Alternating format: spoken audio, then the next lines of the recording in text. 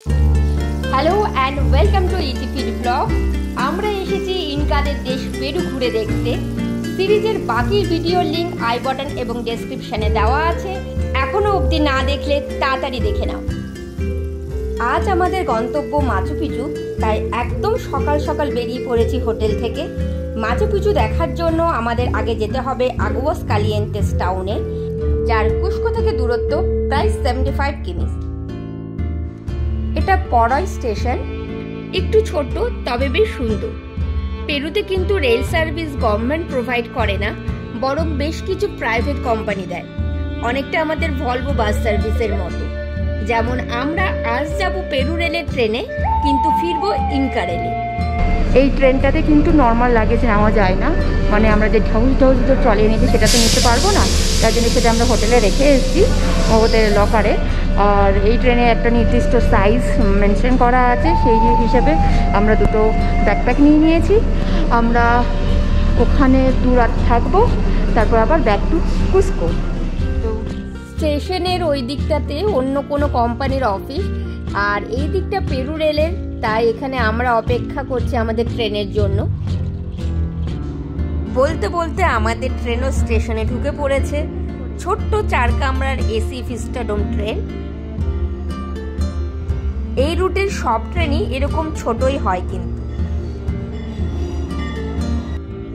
এখানে কামরার ভেতরে আর আলাদাভাবে টিকিট চেক হয় না, বরং ওঠার সময় টিকিট চেক করে তারপর উঠতে দেয়। উঠেই লাগেজ রাখার ব্যবস্থা, যেহেতু খুব একটা বড় জায়গা নেই, তাই এখানে বড় লাগেজ একদমই অ্যালাউ করে না।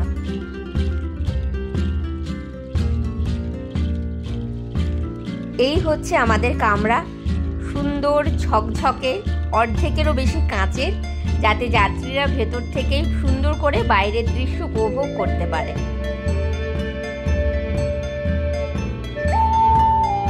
শুরু করলাম আগুয়াস কালিয়েন্তেসের উদ্দেশ্যে যাত্রা।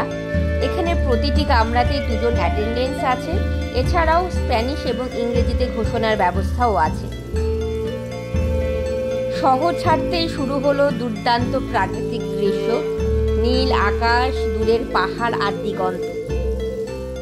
মাঝে মাঝে পেরিয়ে যাচ্ছি ছোট ছোট গ্রাম, তবে আমাদের ট্রেন গন্তব্যের আগে মাত্র একবারই থামবে।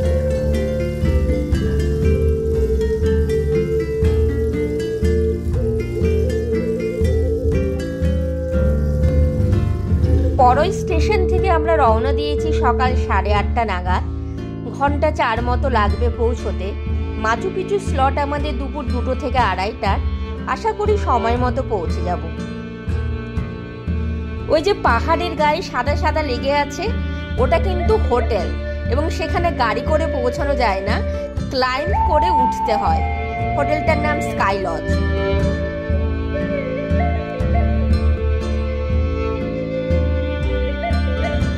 মাঝপথে আমরা সাথে পেলাম ইনকাদের পবিত্র নদী উরুবাম্বা। তবে উরুবাম্বা শুধু কিন্তু নদীর নাম নয়, এই মাউন্টেন রেঞ্জটার নামও উরুবাম্বা। নদীর ওপারে যে স্টেপসগুলো দেখা যাচ্ছে, সেগুলো ছিল ইনকাদের চাষের জমি। এটা ওলান্তাই তাম্বো স্টেশনের কাছে, যেখানে আমাদের ট্রেনও দাঁড়াবে। এখানে আরেকটি ইনকা রুইন্স আছে, স্যাক্রেড ভ্যালি, তবে আমরা সেটা স্কিপ করেছি। আর এখান থেকে শুরু হচ্ছে বিখ্যাত ইনকা ট্রেল। ওই যে রাস্তাটা দেখা যাচ্ছে, সেটাই ইনকা ট্রেলের রাস্তা, মানে 4 দিন ধরে পায়ে হেঁটে মাচু পিচু পৌঁছানোর রাস্তা। তবে এই ট্রেলে যদি পার্টিসিপেট করার ইচ্ছে হয়, অন্তত 1 বছর আগে বুকিং করতে হবে, কারণ খুবই লিমিটেড সিট। একটা কথা বলে রাখি, মাচু পিচুর উচ্চতা কিন্তু কুস্কোর থেকে প্রায় 1000 মিটার কম, তাই আশা করছি আমি বেশ কমফোর্টেবল ভাবেই ঘুরতে পারবো।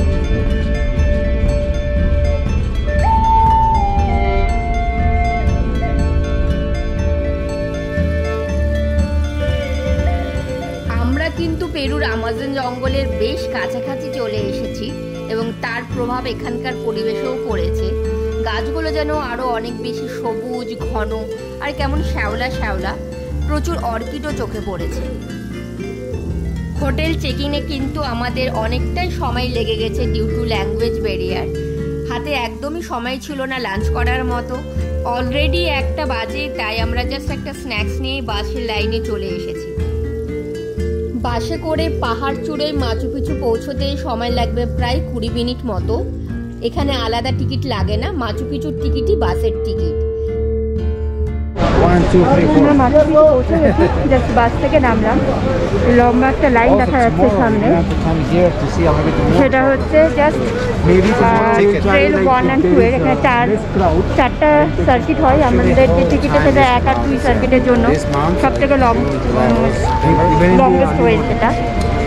কিন্তু এখানে এসে যেটা দেখে আমার মাথা ঘুরে গেছে সেটা আমরা একবার দেখিয়ে দিচ্ছি।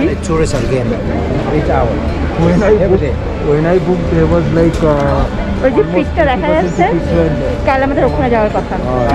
আমাকে ওখানে করেছিল খুব একটা না, অল্প ছোট পিক।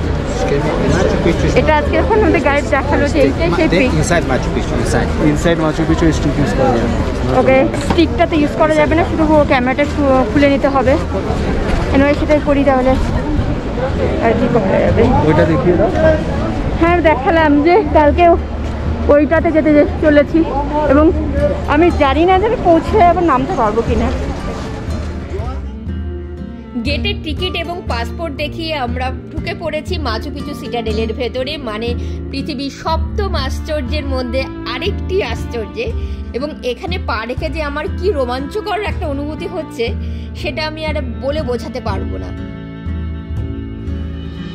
এখানে কিন্তু প্রচুর হাঁটাহাঁটি এবং সিঁড়ি ভাঙা আছে। ওই যে নিচে সবুজ গাছের মাঝখানে সবজি একটা ছাদ দেখা যাচ্ছে, আমরা ওখান থেকে শুরু করেছিলাম, এই এতটা উঠে এসেছি।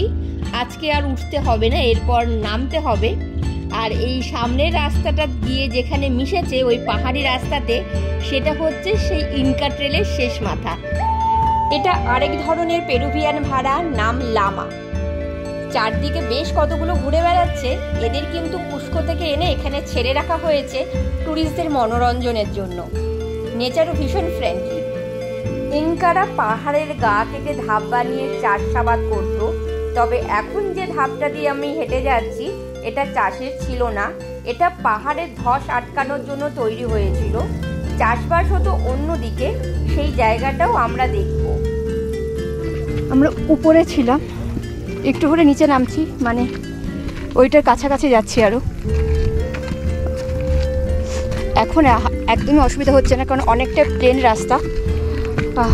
উঠতে একটু ভয়ঙ্কর অসুবিধা হয়েছে, কালকে হয়তো আরও হবে। কিন্তু যত কাছাকাছি যাচ্ছে এক্সাইটমেন্টটা ততই বাড়ছে, আর ততই মানে সমস্ত কষ্ট দূর হয়ে যাচ্ছে। ওকে, রাস্তা ভীষণ খারাপ, তাই এখন আমি আবার বন্ধ করে দিচ্ছি। কেচুয়া ভাষায় মাচু পিচু মানে পুরনো পাহাড়, তবে সিটাডেলের পেছনে যে পাহাড়টা আমরা দেখি ওটার নাম ওয়ানা পিচু, মানে নতুন পাহাড়। আর এটা হলো মাচু পিচু, যেখানে আমরা কাল সকালে যাব। মাচু পিচুর টিকিট আমরা প্রায় 3 মাস আগে অনলাইনে কেটে রেখেছিলাম, এবং সেটাই করা উচিত, কারণ টিকিট খুবই লিমিটেড। এখানে পুরো সিটাডেলকেই কয়েকটি রুটে ভাগ করা হয়েছে এবং তার আলাদা আলাদা টিকিট হয়।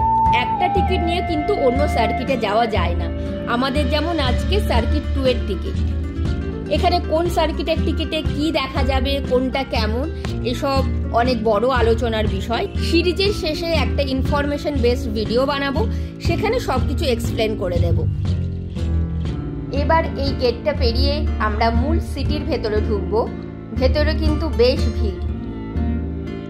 দুদিকে ইনকা বসতির ধ্বংসাবশেষ, আর মাঝখান দিয়ে হেঁটে চলেছি, বেশ রোমাঞ্চকর লাগছে। মাচু পিচু কিন্তু সাধারণ মানুষের জন্য ছিল না, রাজাদের অবসর যাপনের জন্য 1450 খ্রিস্টাব্দে এটি তৈরি হয়। কিন্তু কোনো অজানা কারণে মাত্র 80 বছরের মধ্যে এটি পরিত্যক্ত এবং বিস্তৃত হয়ে পড়ে। হয়তো সেই জন্যই স্প্যানিশরা এর খোঁজ পায়নি। পরে মার্কিন এক্সপ্লোরার প্রফেসর হিরাম বিংহ্যাম 1909 সালে এটি খুঁজে পান এবং 1983 সালে এটি ইউনেস্কো ওয়ার্ল্ড হেরিটেজে তকমা পায়। আর এখন তো সপ্তম আশ্চর্যের একটি।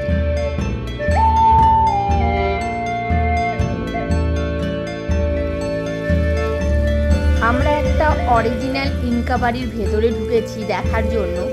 এই দেওয়ালে যে এতগুলো ছোট ছোট বন্ধ জানলা আছে, এগুলো কিন্তু জানলা না, ঘরের সেলফ ছিল। আর দরজা বলতে ইনকারা শুধুমাত্র পর্দা ব্যবহার করত। উপরে যে ধাপগুলো আছে ওগুলো চাষের জন্য ছিল, কিন্তু এই নিচের যে ধাপগুলো এটা কিন্তু চাষের জন্য না, কোনো সামাজিক উৎসবের সময় এগুলোকে গ্যালারি হিসেবে ব্যবহার করা হতো। আমরা পৌঁছে গেছি স্যাক্রেড প্লাজায়। এখানে আছে অসম্পূর্ণ দ্য মেন টেম্পল এবং 3 উইন্ডো টেম্পল, 3টে জানলা থাকায় এই নামকরণ।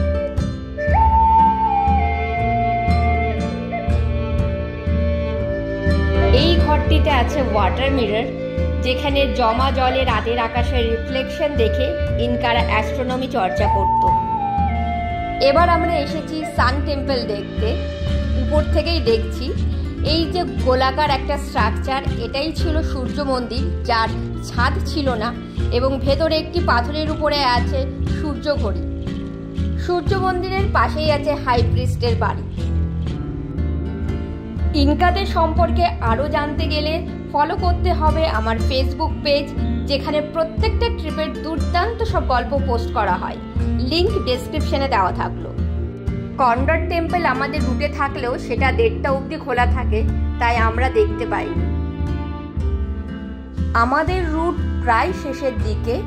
এখন যাচ্ছি সেক্রেড রক দেখতে, যা ইনকাদের কাছে ছিল আবু মানে উপাস্য। আমরা আবার কাল সকালেই ফিরে আসবো এবং মাচু পিচু মাউন্টেনে উঠবো, তাই তোমাদেরও ফিরতে হবে নেক্সট এপিসোডে। আজকের ভিডিও ভালো লাগলে লাইক এবং শেয়ার করো, চ্যানেলে নতুন হলে সাবস্ক্রাইব করো।